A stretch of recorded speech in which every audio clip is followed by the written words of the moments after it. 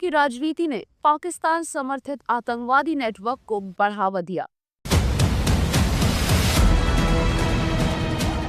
2011 के बाद भारतीय सुरक्षा सुधारों ने आतंकवाद को कमजोर किया। कश्मीरी पंडितों का पलायन आतंकी क्रूरता का चरम बिंदु था। कश्मीर और पाकिस्तान में आतंकवाद किसी एक घटना का नतीजा नहीं है। ये दशकों की वैश्विक राजनीति, युद्धों और ताकतवर देशों की चालों का परिणाम है। इस कहानी की शुरुआत शीत युद्ध यानी कि कोल्ड वॉर से होती है, जब पूरी दुनिया दो ध्रुवों में बटी हुई थी, अमेरिका और सोवियत संघ। भारत तब एक नया आजाद देश था जो गुटनिरपेक्ष रहकर अपनी पहचान बनाने की कोशिश कर रहा था। लेकिन इसी दौर में एशिया के एक हिस्से में ऐसी आग जली जिसने आगे चलकर कश्मीर को लंबे समय तक झुलसाए रखा। 1969 इस वक्त सोवियत यूनियन ने अफगानिस्तान में सेना भेजी।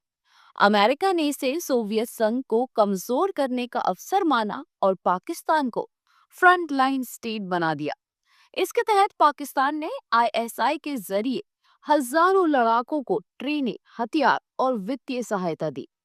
यहीं से जिहाद को एक रणनीतिक हथियार के रूप में विकसित करने की आदत पड़ी।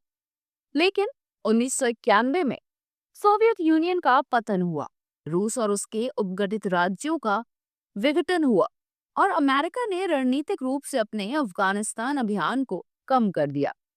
लेकिन पाकिस्तान के पास एक प्रशिक्षित, अनुभवी और प्रतिबद्ध आतंकवादी नेटवर्क रह गया और इसी नेटवर्क ने बाद में कश्मीर में हिंसा और आतंक की हवा दी। 1984 में भारत ने ऑपरेशन मेघदूत के तहत सियाचिन ग्लेशियर पर नियंत्रण कर लिया। ये इलाका रणनीतिक रूप से बेहद अहम था क्योंकि यह पाकिस्तान और चीन की सीमाओं को जोड़ता है। पाकिस्तान ने कई बार इसे कब्जा करने की कोशिश की लेकिन नाकाम रहा। सियाचिन में हार ने पाकिस्तान को ये संदेश दिया कि भारत से सीधे युद्ध में जीत पाना मुश्किल है। यही कारण है कि पाकिस्तान ने बाद में प्रॉक्सी वॉर यानी आतंकवाद का रास्ता अपनाया। सियाचिन संघर्ष ने आतंकवादी रणनीति को पाकिस्तान की विदेशी नीति में एक महत्वपूर्ण हथियार बना दिया। अब बात करते हैं कश्मीर में आतंकवाद की शुरुआत और कश्मीरी पंडितों के पलायन पर। 1989 से 90 तक कश्मीर में आतंकवाद खुलकर सामने आया। पाकिस्तान समर्थित आतंकवादी घाटी में दाखिल हुए। उनके लक्ष्यों में राजनीतिक अस्थिरता पैदा करना, भारतीय प्रशासन को कमजोर करना और धर्म आधारित हिंसा फैलाना था। इसी दौर में कश्मीरी पंडितों को धमकाया गया, मारा गया और घाटी छोड़ने पर मजबूर किया गया। ये केवल पलायन नहीं था, बल्कि सुनियोजित धार्मिक और सांस्कृतिक सफाया था। पंडित समुदाय के लोग अपने घरों से विस्थापित हुए, जिससे घाटी की सामाजिक संरचना में गहरा बदलाव आ गया। इसके साथ ही दिसंबर 1989 में जम्मू कश्मीर के तत्कालीन मुख्यमंत्री मुफ्ती मोहम्मद सईद की बेटी रुबैया सईद का अपहरण हुआ। आतंकवादी संगठन जेकेएलएफ ने बदले में 5 आतंकियों की रिहाई की मांग रखी। सरकार ने दबाव में आकर आतंकियों को छोड़ा। ये वही क्षण था जब आतंकियों ने ये समझ लिया कि हिंसा और अपहरण से सरकार को झुकाया जा सकता है। इस घटना ने घाटी में आतंक का नया दौर शुरू कर दिया।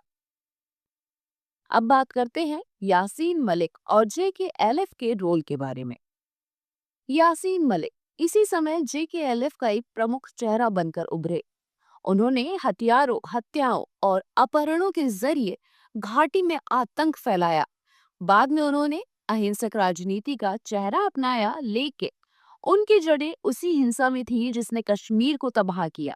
यासीन मलिक और जेकेएलएफ के नेटवर्क ने युवा कश्मीरी लड़कों को हिंसा में शामिल किया, जिससे आतंकवाद पीढ़ियों तक जारी रहा। ये तो था इतिहास। चलिए अब बताते हैं 2011-12 तक कश्मीर में एक टर्निंग पॉइंट कैसे आया। 2010 के बाद पत्थरबाजी और हिंसा चरम पर थी। 2011 से 12 तक पहली बार हालात ने धीरे धीरे सुधार दिखाना शुरू किया। भारतीय सुरक्षा एजेंसियों ने रणनीति बदली। आतंकवादी फंड ने हवाला नेटवर्क और ओवरग्राउंड वर्कर्स पर सीधा प्रहार किया। बड़ी संख्या में आतंकियों को मार गिराया गया और पाकिस्तान से आने वाले वित्तीय और सशस्त्र सपोर्ट को बाधित किया। स्कूल और कॉलेज खोले गए, पर्यटन लौटने लगा और युवा हिंसा से दूर होने लगे। इस बदलाव ने घाटी में सामाजिक और आर्थिक गतिविधियों को धीरे धीरे बहाल कर दिया। आज वही पाकिस्तान जो कभी अफगान जिहाद का मोहरा था, अब पीओके में हमास समर्थक रैलियों की मेजबानी करता है। खुलेआम आतंकी झंडे, नारे और समर्थन दिखाते हैं कि आतंकवाद वहां केवल छिपा हुआ नहीं बल्कि वैचारिक रूप से स्वीकार्य है। ये सिर्फ स्थानीय समस्या नहीं है, ये दिखाता है कि वैश्विक शक्तियां पाकिस्तान का इस्तेमाल आतंकवादी गतिविधियों के लिए करती हैं, जिससे क्षेत्रीय अस्थिरता बनी रहती है। तो इस पर भारत का रुख क्या है, चलिए बताते हैं। भारत ने अब साफ कर दिया है कि चाहे कश्मीर हो, पीओके हो या पश्चिम एशिया से जुड़ा कोई भी संगठन, आतंकवाद का कोई औचित्य नहीं है। भारत की रणनीति में शामिल है इंटेलिजेंस नेटवर्क को मजबूत करना, आतंकियों के वित्तीय और हथियार सपोर्ट को रोकना, सुरक्षा बलों को हाई अलर्ट पर रखना, कश्मीरी युवाओं को शिक्षा और रोजगार के जरिए हिंसा से दूर करना। ये नीति पहले की तुलना में बहुत सख्त और स्पष्ट हो चुकी है। हाल ही में 20 जनवरी 2026 को भारत ने पोलैंड को आतंकवाद संबंधी चिंताओं को लेकर कड़ी चेतावनी भेजी। जब पोलैंड के उप प्रधानमंत्री राडोस्लाव सिकोर्स्की ने पाकिस्तान का दौरा किया, अपने दौरे के दौरान एक संयुक्त बयान में जम्मू और कश्मीर का उल्लेख किया गया, जिसके बाद विदेश मंत्री एस जयशंकर ने स्पष्ट किया कि पोलैंड को आतंकवाद के प्रति शून्य सहिष्णुता दिखानी चाहिए। भारत पर हमलों में सहायता करने वाले किसी भी ढांचे का समर्थन नहीं करना चाहिए। भारत ने लंबे समय से पाकिस्तान की सेना और आईएसआई पर जम्मू कश्मीर और अन्य क्षेत्रों में आतंकवादी समूह का समर्थन करने का आरोप लगाया है। ये बयान यूरोप को संकेत देता है कि आतंकवाद को व्यापार या कूटनीति से अलग नहीं किया जा सकता।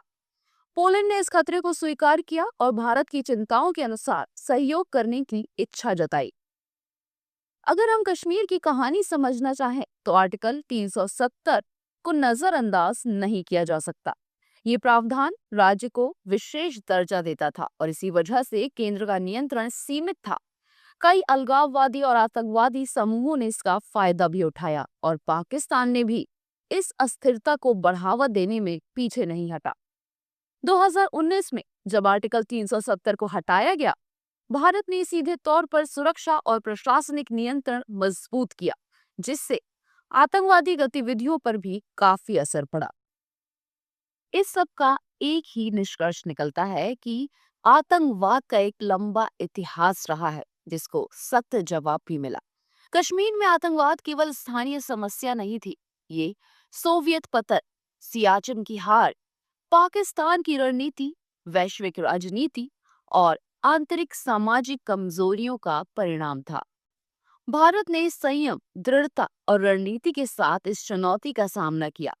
2011 से 12 के बीच बदलाव और सुरक्षा सुधारों ने यह साबित किया कि आतंकवाद के खिलाफ लंबी लड़ाई में धैर्य और रणनीति ही काम करती हैं। आज भी पाकिस्तान ऑक्युपाइड कश्मीर में हो रही रैलियां और आतंकवाद का अंतरराष्ट्रीय कनेक्शन याद दिलाता है कि सतर्कता और कड़ा रुख हमेशा जरूरी है।